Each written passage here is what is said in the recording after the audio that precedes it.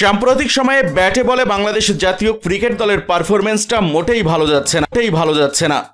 সর্বশেষ ওয়েস্ট ইন্ডিজের বিপক্ষে 3 ম্যাচের টি-20 সিরিজে হোয়াইট ওয়াশ হয়েছে বাংলাদেশ জাতীয় ক্রিকেট দল।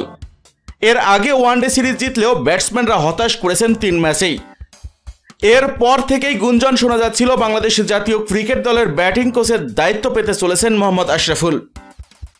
অবশ্য পূর্ণকালীন সময়ের জন্য না হলেও আয়ারল্যান্ডের বিপক্ষে সিরিজের জন্য বাংলাদেশ জাতীয় ক্রিকেট দলের ব্যাটিং কোচের দায়িত্ব পেয়েছেন বাংলাদেশ ক্রিকেটের প্রথম এই সুপারস্টার।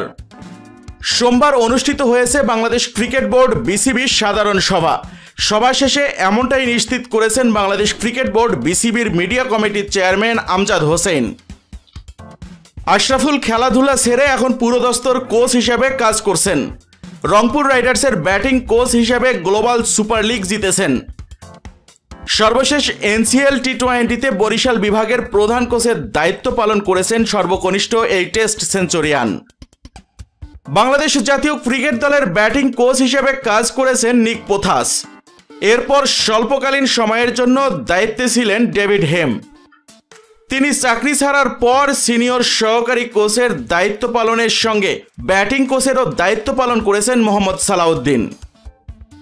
তার অধীনে বাংলাদেশ জাতীয় ক্রিকেট দলের ব্যাটসম্যানদের পারফরম্যান্স চলে গেছে একদম তলানিতে।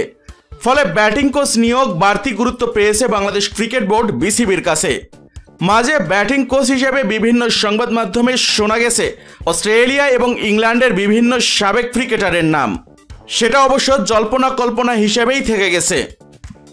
কিন্তু দর্শক মণ্ডলী, আপনাদের কাছ থেকে জানতে চাইব, পূর্ণকালীন মেয়াদের জন্য বাংলাদেশ জাতীয় ক্রিকেট দলের ব্যাটিং কোচ হিসেবে এই ব্যাটিং জিনিয়াসকে দেখতে চান কিনা আপনাদের মতামতটা জানাতে ভুলবেন না।